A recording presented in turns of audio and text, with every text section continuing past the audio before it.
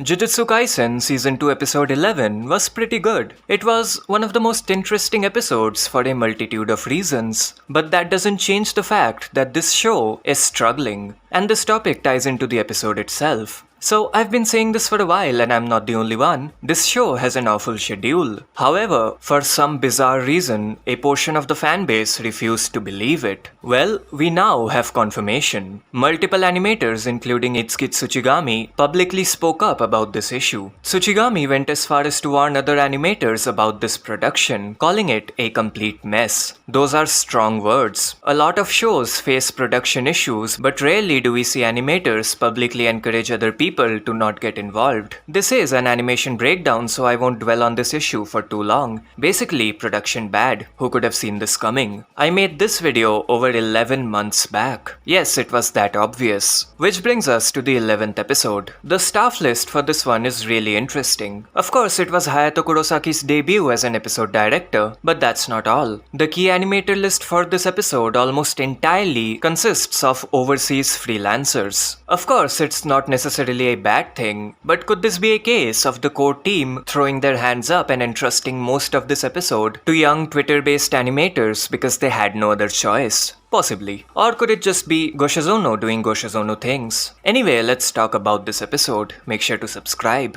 This episode had a whole bunch of amazing cuts, but at the same time, it did have its limited moments. However, the direction, storyboards, and the overall presentation did a commendable job of hiding these limited moments. Also, let me talk about the overall aesthetic of this arc. The nighttime urban look is really good. The white rim lighting looked clean and the vibe felt slick. I think they did an amazing job of capturing that desolate city aesthetic. It's really cinematic. Of course, Junichi Higashi's art direction fits that look perfectly. In fact, a lot of this look is based around his art direction. Yuji's punch isn't exactly a masterclass of animation, but it looks quite cool. The force is shown through a combination of wind and ripple effects. The veil wobbles as ripples of force move outwards. This wobble effect is added by the compositing team, while the white wind effects are drawn by the animator. Also, the effects here look Yutaka Nakamura inspired, which isn't surprising. The art quality in this episode wasn't the strongest. Of course, some of the scenes were really well drawn, but overall, the drawings were a tad bit weaker than usual. Although that stuff generally doesn't bother me. It's not a big deal. Jumping onto the action, the string is shown through interrupted white lines. The breaks are supposed to highlight the light reflecting off them. This cut was wonderfully abrupt. They didn't animate the string physically wrapping around the bad guys. They simply smeared the string as it got close to them, and our brains filled in the blanks. This is a shortcut, but I love the animation on Nue. The movement feels quite organic, and the thick line work really pops out, partially because of the black background. Also, the string is smeared, which further conveys the momentum. I love this cut, especially the arm movement. It's heavily smeared. You have the regular kind of smears, and the more extreme ones, where the entire arm is replaced by a series of lines. Of course, this isn't bad art, it's good animation. These frames help the scene flow. I love the body language here.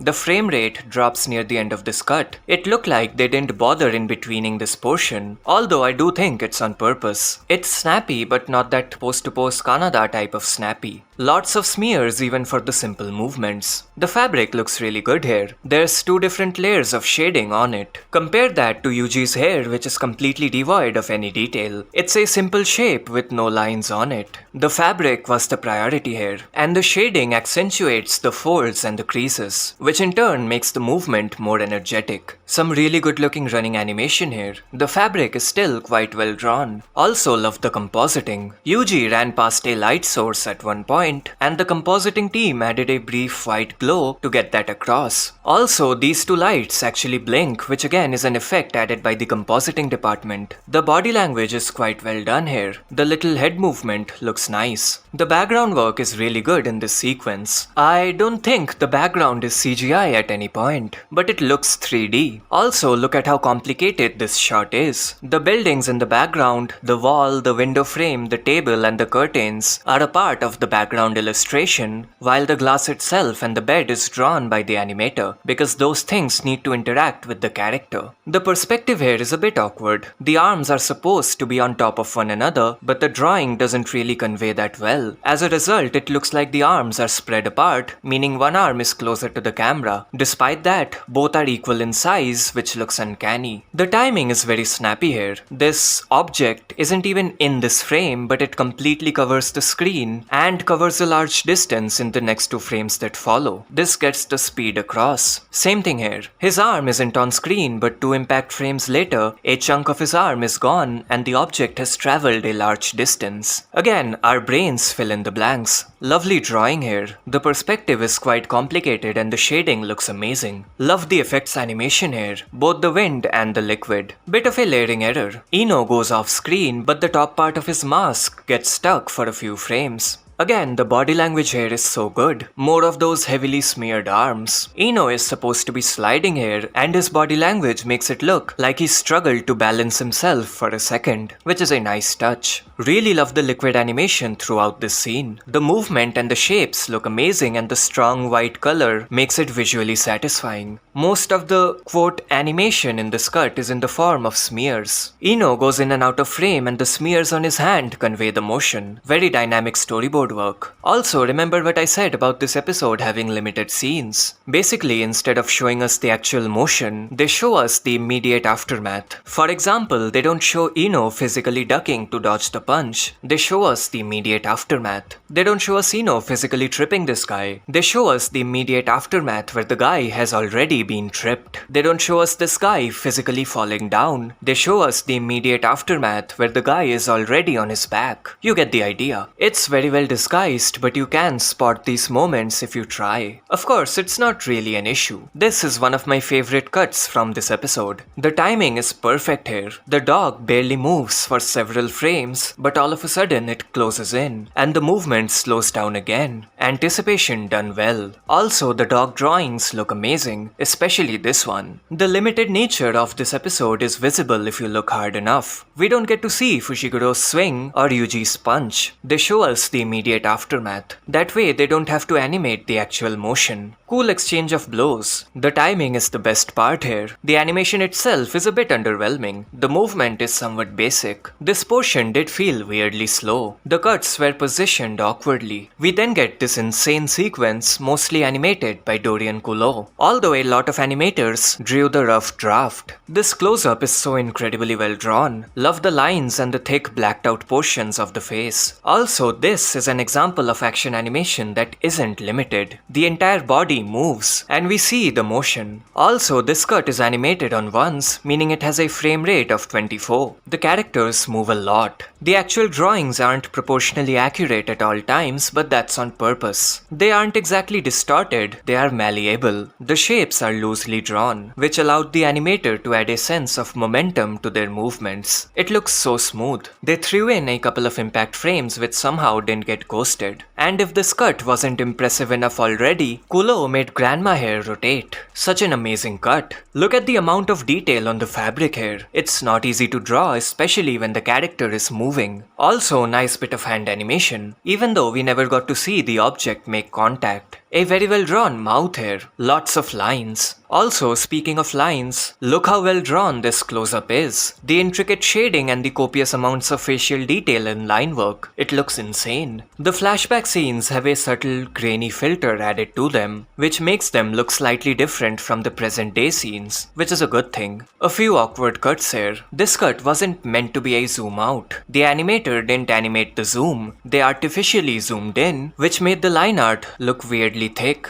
Again, this fight felt slow. Maybe it's the over-reliance on slow pre- and post-action poses. Fushiguro's sleeves move, but his fist is completely still because it's a single drawing. Also, this guy gets hit in the face and his entire body stops moving altogether. His hair is the only thing that moves, which looked stiff. I know I'm nitpicking, but this stuff does stand out to me. Also, some of the cuts here were a bit limited, for the same reasons as before. This frame is spectacular, probably the best looking frame from this episode. Also, classic fisheye background. Even Ino's drawing quality increased when he interacted with Toji. Pretty sure a lot of this sequence was corrected by Yosuke Yajima. The effects here are unnecessarily good looking. It's genuinely mesmerizing. The whole thing is animated on once. The effects do so much. Individual shapes, aka the liquid-like shadow things, melt into a single flat cloud, and new shapes emerge from it. The main cloud then expands outwards with spiky outlines and shading. We get some intricately drawn effect shapes on either side. The main cloud moves down, starts to dissipate, and covers the screen before fully disappearing, followed by some smooth wind. Top tier effects for no reason, I love it. Great timing here. Also, the Hayato Kurosaki effects corrections look great. This cut has its issues. It's presumably animated by Toshiyuki Sato, and the movement is great. Yuji doesn't simply throw a car, his body moves in all sorts of ways. But I think they forgot, or simply weren't able to, animate his mouth. I don't think you can make an ah noise with your mouth closed. Some Yutaka Nakamura inspired action by Dorian Kulo. The spiky background and effects animation and the smooth movement looks amazing. I've talked about this cut in a trailer breakdown. Lots of moving elements. Also, the close-ups look really nice. The effects are animated on once and naturally look smooth. The animation here is really snappy, timing dependent, and hard hitting. The long holds help get the impact across. This isn't limited. It's well executed snappy animation. The final bit of action looks really nice. The perspective here is so well done. It's just amazing storyboard work. The zoom in here is animated, and so is the background, with these black lines and smears on the white road things. The effects look very WebGen-like, with sketchpen-like lines. Also lovely impact frames. There is so much going on. The characters, background, and the wind and curse effects. All of these components are animated, meaning they move. Also, the effects animation is pretty much untouched. The compositing doesn't alter it. A very nice looking scene overall. And that just about does it. A great but concerning episode. Most normal fans wouldn't notice most of the things I said, which means said things aren't exactly a big deal. That's about it.